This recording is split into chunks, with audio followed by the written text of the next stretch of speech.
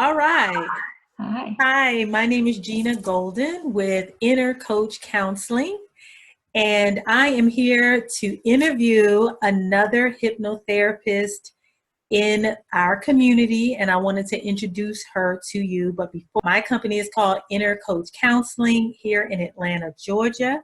I am a licensed clinical social worker in holistic private practice, which means I focus on mind, body, and spirit. I'm also a certified life coach and a certified hypnotherapist. And so I love to interview other Black hypnotherapists, and you probably have seen our other videos of other professionals, and we have more to come. So today I'm excited to introduce you to Nikiya Spence. She is a colleague of mine, and we have done some consultation and training together. And so I wanted to bring her on so she can tell you all about herself and what she does. So let's first start off with Nikiya. Welcome, and tell me a little bit about who you are and what you do. Well, thank you so much for having me. First of all, I am a licensed clinical social worker. I'm practicing out of Lawrenceville. I've been in practice now for a little bit over 16, 17 years out on my own since 2005, and been doing hypnosis for probably a little bit over 10 years. So you're out of Lawrenceville, Georgia, I and am. I don't know if you said it, but her company is called Solutions of Life. And her website is www.solutionsoflife.com. That's it. Yeah. Okay. Awesome. Awesome. So Nikiya, so tell me what was the first thing that caused you to get into hypnosis 10 years ago? Because 10 years ago is a long time. It wasn't too many African American or Black hypnotherapists, probably. I don't know. What do you say about that? Yeah, that I could find. It basically was just a sense of wanting to go a little bit deeper with my clients and wanting to have some more tools to integrate into my practice to kind of be able to assist them through navigating some of the issues that were coming up. In particular, I started off by doing a lot of work with my anxiety, the clients that came in with anxiety and trauma. And so I just kind of started to do some training and kind of went from there. Okay. Okay. Did you see another person doing hypnotherapy? Did you see it on television? Did you know another hypnotherapist? How did you decide, oh, that's the tool that I want to learn, that I want to, become an expert in? To be honest with you, I didn't know a whole lot about hypnotherapy when I started to kind of look into going into getting some training. I think a training came across my desk one day, and I'd heard about it here and there, but nothing too in depth. And so I took a training and an intensive training and fell in love with it then. Wow. Yeah. And was at that time, 10 years ago, was it majority men in the training, women of color? What was the demographic? There were a few women, there were a few women. Obviously, men were there as well. I didn't really see that many women. In fact, I don't recall there being another woman of color at training that I was in some time ago. Wow. Come a long way. Yeah, you absolutely. You've paved the way for many hypnotherapists of color, because it's a different kind of area to decide to study and to be trained in. It comes with a lot of questions and misconceptions and misinformation as well. So I'm sure you had to fight through all of that, or find your sweet spot, or even get to a comfortable place where you can explain it to other people in a way that didn't feel scary or too magical or mystical or woo-woo. Kind of venturing out, becoming comfortable, taking some additional trainings along the way, consultation groups, things of that nature. So still to this day, a lot of people still don't understand the benefits of hypnosis. So I have to cater to a particular type of client. What are some of the things that people still don't understand about hypnotherapy? Things that you've heard over and over again that people still kind of question or feel concerned about or are uneasy about? The biggest thing is it, am I going to be able to control them? A lot of my clients, well, some clients, I won't say a lot, but some clients that struggle with the idea of releasing control will initially struggle with the idea of hypnotherapy. Their religious beliefs that I've found that have gotten in the way. Some people assume that there's some type of demonic spiritual element attached. I've heard that as well. Some people come in thinking it won't work for them. It's a number of different things. Do you have any idea where that comes from? Why do people go to this fear or this understanding there might be something bad or demonic about it? I really don't completely know the genesis of that. I do recall some years ago when I began this practice of hypnosis, I was actually leasing an office from a Christian counselor. And it was frowned upon that by some of some of her colleagues, that I was actually practicing hypnosis in the office. And that shook me because I'm a Christian as well. I've never been taught that myself, growing up, but that came to us. Yeah. And did you have to educate them, your colleagues? Oh yeah, certainly. Yeah. Did they finally get it, or did they just kind of tolerate you? A few of them did. It was only a handful, but I think she was okay with it. The others, I could kind of get a sense that they still kind of frowned upon it. They didn't really understand. Right. I speak a little bit about it in this book that I co-authored. And it is a tricky thing. And so I had to find Christian scholars that really backed it and really kind of disputed some of those old school Christian beliefs about it being bad, evil, wrong, or demonic. So yeah. Okay. And you mentioned that a lot of your clients were experiencing anxiety. And so they look to you to help them through the use of hypnosis as a therapeutic tool to help them with their anxiety. How does that work? How does it work for you now with your clients that have, anxiety or trauma or even depression? I've actually found it to be a quite useful and helpful tool, just to kind of, again, go to the deeper levels of, their underlying fears, and kind of integrate some new behaviors, some new beliefs, some ways to frame the way that they look at some of the fears that some of them are are faced with. So it's actually been a very, out of all the issues that I've used hypnosis for, I found to be the most successful. You talked about reframing and to help them look at the same situation differently. And yet we can do that and not be in hypnosis. That is true. You can do that using, cognitive behavioral therapy or other forms of therapy. So what's special about hypnotherapy that would cause someone to want to see things differently, process things differently, and understand things differently? Well, oftentimes, although, you can teach someone to have a different outlook on life or a particular issue, so to speak, and they can get it at a rational level, somewhere deep down inside, sometimes it doesn't always click. And I think that's where hypnosis can be very effective. It just kind of allows to get to the layers of their subconscious, where they're able to allow that reframe, so to speak, and the behavior that's associated with that reframe, integrate and reinforce that over time, so that it's, it becomes a little bit more of a powerful tool for them. Versus, okay, I know I can change the way I think. I know I should look at it this way, but yet I still feel this fear in my body. Right. And do you find that people kind of come to you because they've tried other things or they've tried these other methods and nothing has worked for them, and so they want to try hypnosis as a last resort? Do you find that that's what they do, or they come as a first resort or first method?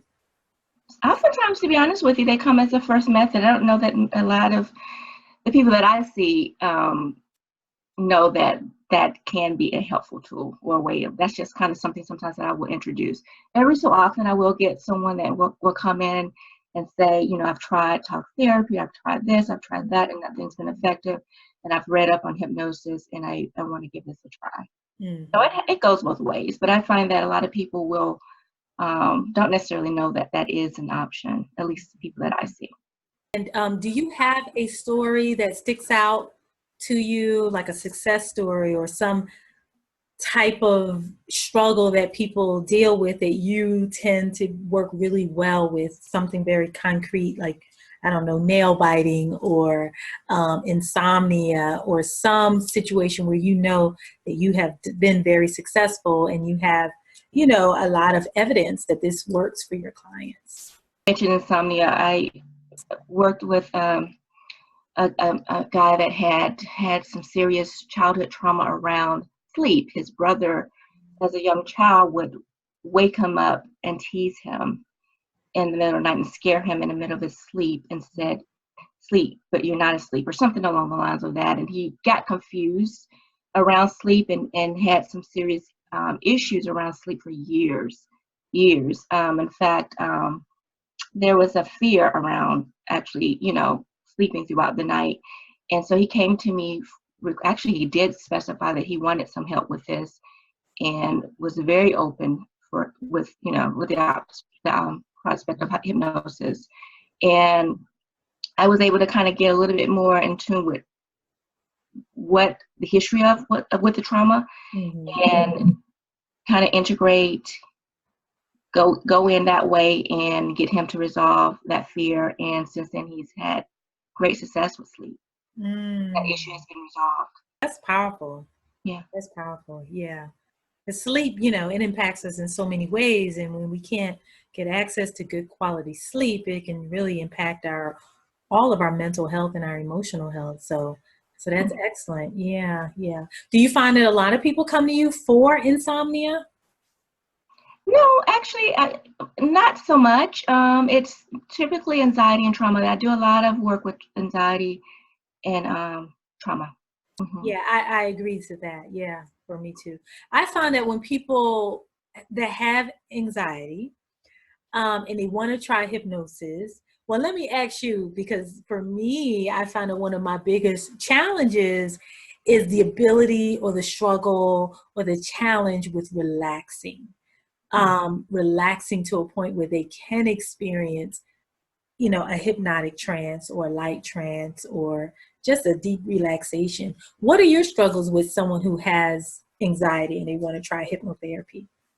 Yes, that the idea of resting their mind and the thoughts that are those calming those distractive thoughts that want to come through, knowing that it's okay to relax. I've found a couple of people struggle with the idea of relaxing. It's not okay to some degree, or they've been taught along the way that it's not okay to be still or to relax. That has a different meaning for them. So that's the initial hurdle, as you probably so well know. We need to get you to a place where you're okay with relaxing before we can, have the best success with this. Right. Yeah, because a lot of people that have anxiety, it's almost like resting and relaxing feels like a threat. And Absolutely. sometimes they can actually get more anxious before they can learn to not be anxious in those spaces.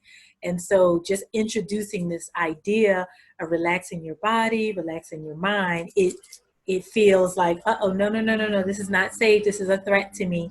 And so now their sympathetic nervous system starts to ramp up because this feels like danger. Absolutely. Yeah. And, as hypnotherapists, we work with a lot of that. And so we have to be very creative and stealthy and just pull on all of our training to, customize what we do with each particular person, because what works for someone over here may not work for someone over there. So that's where the training comes in. And just being a psychotherapist on top of that really helps to pull on a lot of skill set. Yeah. I agree. And so you work with trauma also?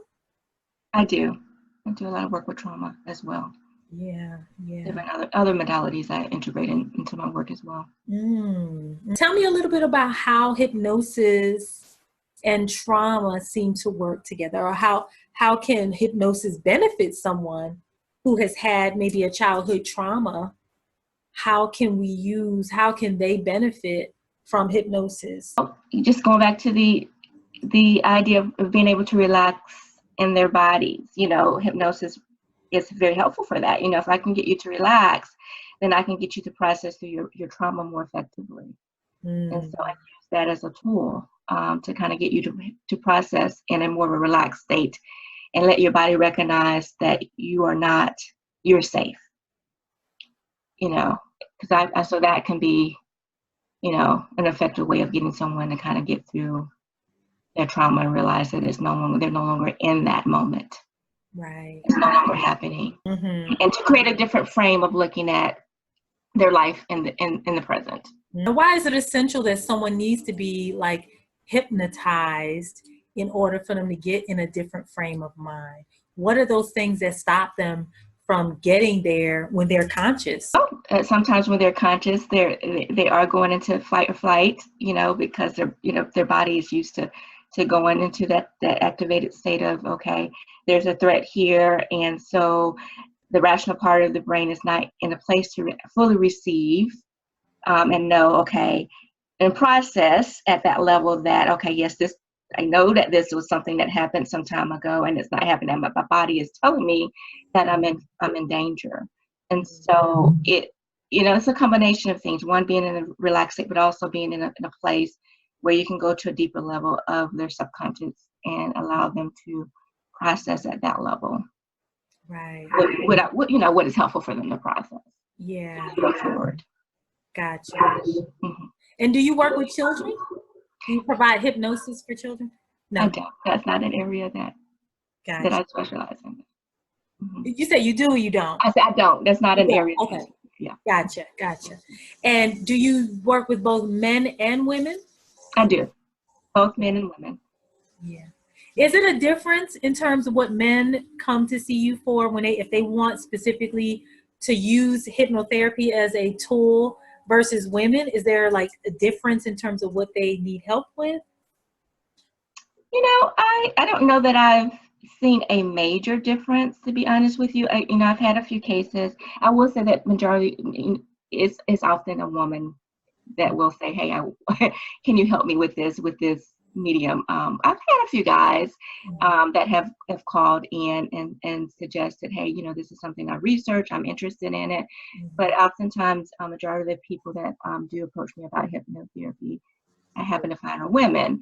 And that's not to say that, if I'm working with a male, that I may suggest, okay, have you thought about this? Are you open to this? That they're not open to hypnosis. Okay, well, Nikiya, is there anything else you want to say about your practice, your style of hypnotherapy, or the benefits of hypnosis, your experience in terms of being a hypnotherapist in Georgia? Like anything you want to say about that, you are more than welcome to say it at this time.